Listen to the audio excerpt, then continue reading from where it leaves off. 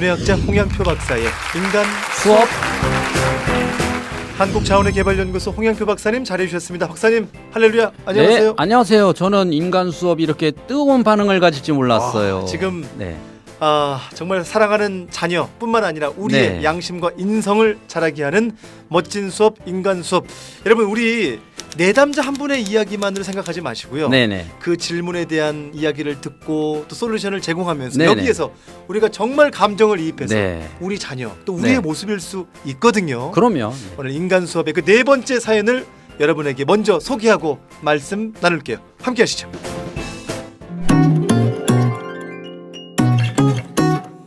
저희가 맞벌이를 하다 보니까 시간적인 여유가 없어서 좀 많은 부분들을 저희가 임의로 막 한 게 있어요. 아침에 막 떠먹여서 겨우 학교 보내고 시간이 없으니까 얘가 먹는 시간을 못 기다려주는 거죠. 그래서 먹여야 되고 그러니까 막 떠먹여주고 뭐든지 좀 급하게 빨리빨리 이렇게 딱딱딱딱 하는 그런 게 안 되면은 힘들어서 이렇게 우리가 임의로 보여줬어요. 이렇게 하는 거라고 저희가 다 해버린 거죠. 그러다 보니까 이제는 고등학교 1학년이기 때문에 다 컸는데도 주변 정리라든지 이런 게 완전 정리정돈이고 뭐 이런 것들이 전혀 안 되는 거예요. 그리고 아침에도 빨리 못 일어나고 겨우 막 깨워야 일어나는, 그러니까 본인 스스로의 어떤 마음으로 행하는 게 아니고, 그래서 어떤 의욕도 많이 없고요. 저희 임의로 그냥 그런 거를 최선이라고 생각하고 했던 부분들인데 너무나 엉망이더라고요. 네. 그래서 얘가 안타까운 네. 또 이야기였어요. 하지만 그 마음의 어떤 진심들을 네. 박사님께서 네. 많이 잘 들어주셨고 아마 네. 또 솔루션도 제공하신 걸로 네네. 제가 알고 있는데 어떻게 좀 comment 주셨어요, 박사님?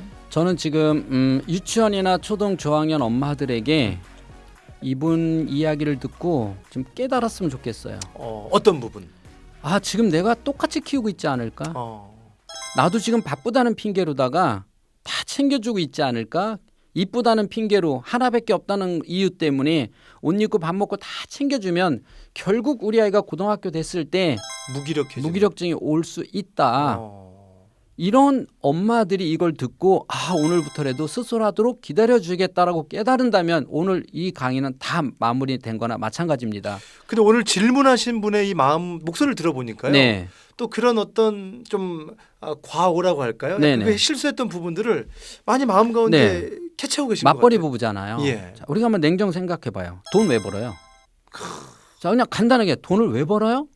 우리 가정을 위해서. 그렇잖아요. 그렇죠. 필요하고 우리 가정을 위해 쓰려고. 그렇죠. 내가 무슨 딴 살림해서 쓰려고 하는 그렇죠. 거고 그런 거 아니잖아요. 아니죠. 우리는 오로지 그렇죠. 누굴 위해서? 우리 가족들을 위해서. 그렇죠. 가족과 자녀의 행복하기 위해서 돈을 벌어요. 그런데 내가 그 돈 버는 게 너무 치우쳐서 오히려 가족과 자녀가 망가지고 있다는 생각을 해야 된다는 거예요. 잘 생각이 안 들잖아요. 한 분이 저한테 저한테 부부 이 상담을 받은 분이요. 변호사인데 그분은요. 변호사도 요새는 막 사무장수 막 이렇게 아닌 것 같아요. 막 힘든가 봐요.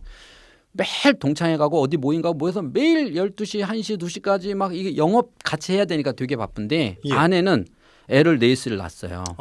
이 넷을 키우는데 자기는 정말 소망이 있다면 아주 작은 남편이 일주일에 한두 번만 9시에 와서 함께 애들을 봐주고 자기가 좀 쉴 시간을 한 30분만 줘도 자기는 행복하겠다는 거예요. 근데 남편은 내가 지금 노니? 내가 좀 돈 벌고 있잖아. 내 남편한테 그렇게 얘기했어요. 당신이 어느 날 자 이제 내가 돈 벌을 만큼 벌었다라고 뒤돌아보면 당신의 가족은 그 자리에 없다. 어쩌면 당신 아내가 우울증 걸려서 죽었을 수도 있고 당신 자녀는 옆에 몸만 있지 마음은 이미 당신한테 떠나버릴 수도 있다. 근데 이분이 머리는 좋더라고요.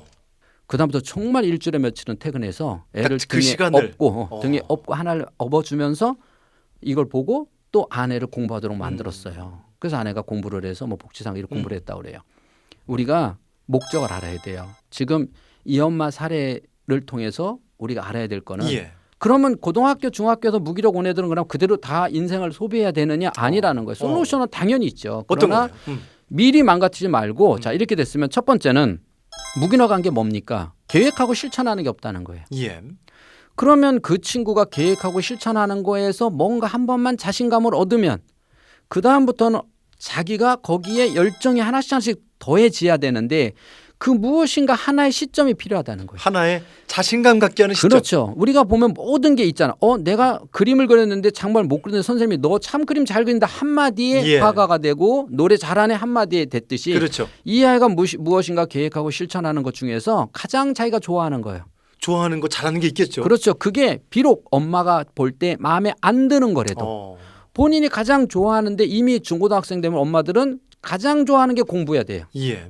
근데 이 아이는 공부가 아닌 이미 공부는 무기력하잖아요. 그럼 이 아이가 가장 좋아하는 무엇인가를 계획하고 실천하는 성취 욕구를 매일매일 얻도록 도와주면 결국 그게 확산적 사고로 넓어 가져서 예. 그다음에는 공부도 계획하고 실천하고 계획하고 이런 아이가 된다는 거예요. 그런데 우리는 이 과정보다는 가장 싫은 이 공부부터 할 수 있도록 하니까 얘가 머릿속에 안 들어오죠. 그렇죠. 그러면 결국은 자꾸 다투다 보니까 정말 소중한 자녀와의 관계까지 깨어지게 되는 거죠. 두 번째는 이런 아이들의 위급한 게 뭐냐면 정말 아까도 얘기했지만 집에서 엄마 아빠가 맞벌이잖아요. 그래서 무기력한 게 아니에요. 아침에는 그래도 막 챙겨주고 가서 망가져요. 그럼 오후에는요. 아이 혼자 있을 거 아니에요. 그렇죠. 당연히 위험군에 노출되죠. 음. 그러면 당연히 스크린에 노출될 수 있는 거 아니에요? 그래서 청소년은 보호자가 필요한 거예요. 너 집에서 혼자 잘 있어? 얘는 청소년이 아니죠. 어른이죠. 근데 청소년이 정말 맛있는 반찬을 놓고 너 이거 먹지 말고 있어. 배는 고픈데 먹지 마. 그걸 참을 수 있는 애가 몇이나 있냐는 거예요. 컴퓨터만 키면 얼마나 요즘에는 컴퓨터에 자기가 원하는 자극적인 게 얼마나 많습니까? 그렇죠. 그거 보고 있으면 무섭지도 않고 혼자 있는 게 무섭지도 않고 1시간, 2시간이 순식간에 가는데 책 보고 앉아있고 엄마 생각에 우리 애가 집에서 책 보고 공부하고 이거는 상상을 초월해야 돼. 이거는 아이들이 아니죠. 청소년이 아니죠. 그래서 청소년은 스스로 내가 통제할 수 있는 힘이 안 됐기 때문에 청소년이에요. 그래서 예. 보호자가 필요한 거죠. 그래서 이 부모도 그러면은 뭐 락도 걸어서 못 틀게 핸드폰 못 틀게 뭐 또 19금 못 틀게 다 해놓지만 그건 안 된다는 거예요. 그래서 부부가 맞벌이 하는 분들은 사실은 아이를 통제, 돈 버는 것만큼 잃어요. 돈은 버는데 아이는 놓쳐요. 그래서 돈도 벌고 애도 잘 키운다? 그러려면 거기에 그만큼 투자를 하라는 거예요. 두 가지를 다 만족할 수는 없어요. 그 대신 어머니가 아이에게 이제는 저녁이라도 둘 중에 누군가는 좀 일찍 들어와서 아이와 함께 그동안 못 나눈 이야기도 나누고 도대체 아까처럼 우리가 얘기한 것처럼 생각이라든지 그다음에 아이를 통제를 해서 이거 아닌 또 다른 재미로 갈 수 있도록 하나하나 계획을 세워서 실천해서 지금 고등학생이라고 하더라도 2, 3년 계획을 세워야 올바른 대학생과 올바른 성인으로서의 세상을 살아갈 수 있다는 겁니다.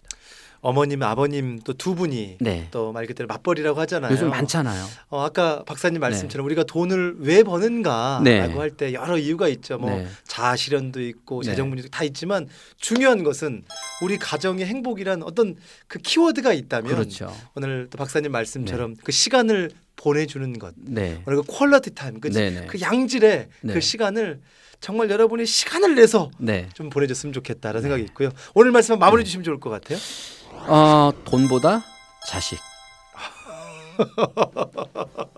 돈보다 자식. 센가요?